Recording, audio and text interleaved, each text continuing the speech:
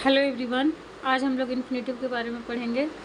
तो इन्फिनेटिव जो है ये बड़ा ही इम्पॉर्टेंट टॉपिक है हमारे इंग्लिश स्पोकन का, क्योंकि बहुत सारा हम लोग सेंटेंस इंग्लिश से ये इंग्लिश में जो भी हम लोग बोलते हैं वो इन्फिनेटिव से मैक्सिमम सेंटेंसेस लिए गए होते हैं। हम लोग डेली लाइफ में जो भी सेंटेंसेस बोलते हैं तो उसमें भी इन्फिनेटिव के बहुत सारे सेंटेंसेस यूज होते हैं, लिखने में भी और बोलने में भी।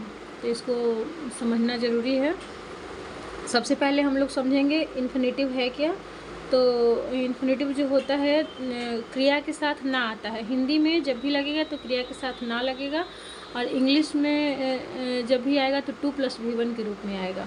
तो इसका हम लोग सेंटेंस में अप्लाई कैसे करते हैं इसको हम लोग देख लेते हैं। जैसे फर्स्ट में है कि धातु प्लस ना है, तो धातु प्लस ना है के लिए हम लोग इसका इंग्लिश फॉर्मेशन लेंगे। देखिए यहाँ पे EF लिखा हुआ है, EF का मतलब इंग्लिश फॉर्मेशन। तो इंग्लिश फॉर्मेशन में सब्जेक्ट प्लस हैज़ या है plus 2+V1 plus other words.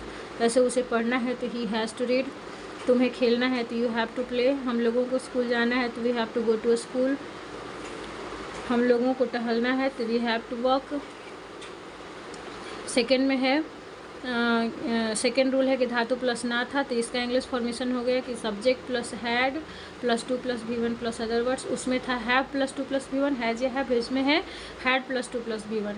मुझे स्कूल में पढ़ना था, I had to read in school. तुम्हें रोज़ दौड़ना था, you had to run daily. उसे किताब लिखना था, he had to write a book. हम लोगों को दिल्ली जाना था तो we had to go to Delhi. ये है। और रूल नंबर 3 है हमारा। रूल नंबर 3 में है कि धातु प्लस ना पड़ेगा या ना होगा। इसके लिए है कि सब्जेक्ट प्लस शैल या will plus have plus 2+V1 plus other words. उसे पढ़ना पड़ेगा तो ही विल हैव टू रीड।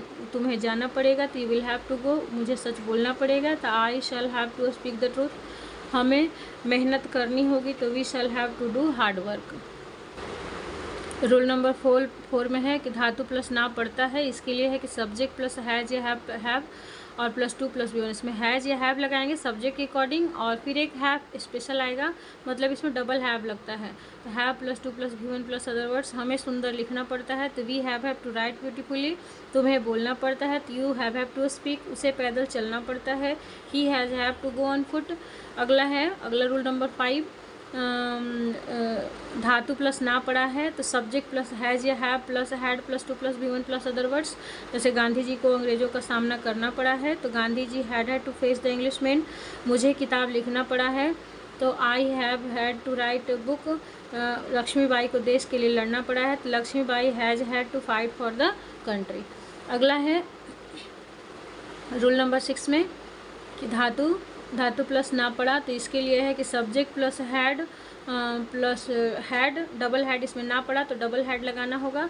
धातु प्लस ना पड़ा तो subject plus had plus 2+V1 plus other words. से मुझे कॉलेज जाना पड़ा तो I had to go to college. अंग्रेज़ों को भारत से जाना पड़ा, the English man had to go from India. विद्यार्थियों को पढ़ना पड़ा, the students had to read. अब है हम लोग थोड़ा हैज़ हैड का तो सब जगह प्रयोग होता है, उसके लिए कोई बाउंडेशन नहीं है, लेकिन हैज़ और हैव का बाउंडेशन होता है। अब तो यहाँ पे हम लोगों को बहुत सारे बच्चे थोड़ा सा कंफ्यूज रहते हैं कि कहाँ पर हैज़ लगा और कहाँ पर हैव लगा। तो एकदम यहाँ पे बिल्कुल क्लियर किया गया है कि आई वी यू दे या कोई प्लूरल नाउन रहेगा तो उसके साथ आपको हैव का प्रयोग करना है। ही सी इट नेम या कोई सिंगुलर नाउन रहेगा तो उसके साथ हैज़ का प्रयोग करना है, ठीक है। और कोई भी सब्जेक्ट के साथ हैड का प्रयोग किया जाता है, ये ठीक है। इसी तरह से is am are was were का भी थोड़ा सा कन्फ्यूजन क्लियर कर लें आप लोग कि आई रहेगा तो उसके साथ एम, वी यू दे या कोई प्लूरल नाउन रहेगा तो उसके साथ are, he she it name singular noun रहेगा तो उसके साथ इज, आई या he she it name singular noun रहेगा तो उसके साथ वाज, और we you they plural noun रहेगा तो उसके साथ वेयर। ये इतना याद रखना है। अब हम लोग उधर हैज़ हैव हैड से रिलेटेड इन्फिनेटिव पढ़ रहे थे, अब इधर है ईज एम आर से रिलेटेड इन्फिनेटिव हम लोगों को पढ़ना है। तो ये रूल नंबर 7 है, जिसमें उधर हम लोग हैज़ हैव हैड का प्रयोग कर रहे थे, यहाँ पे अब हमें ईज एम आर का प्रयोग करना है, ठीक है। तो धातु प्लस ने वाला है या ने वाली है, subject plus is am are plus 2+V1 plus other words. वह मुंबई पहुँचने वाला है तो he is to reach at Mumbai. तुम गेम जीतने वाले हो तो you are to win the game. मैं अंग्रेजी सीखने वाला हूँ तो I am to learn English.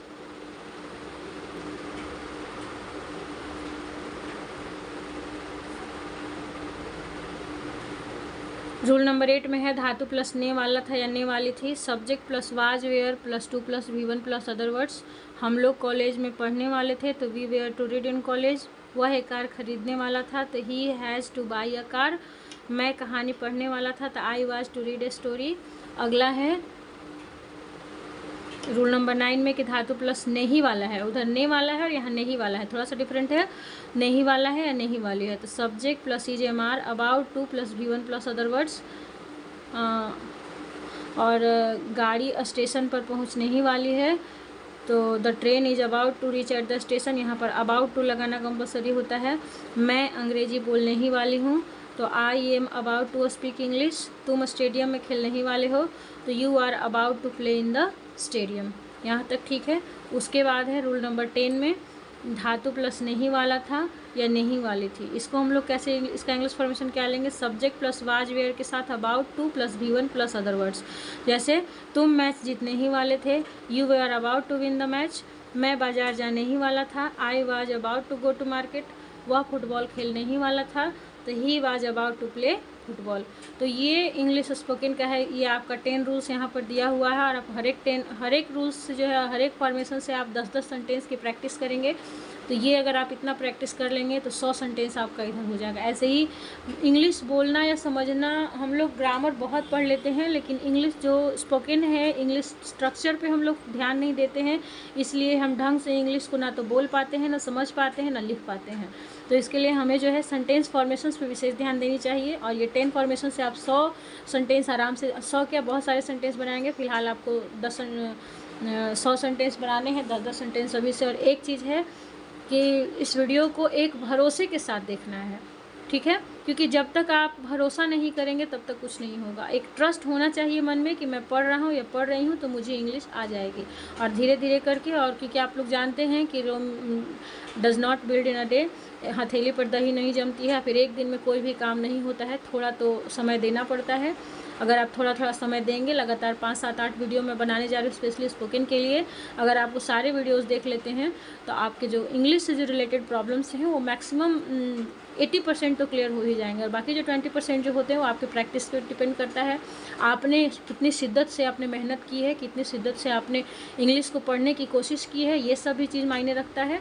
ठीक है, आप लोग लगातार बने रहें। जय हिंद।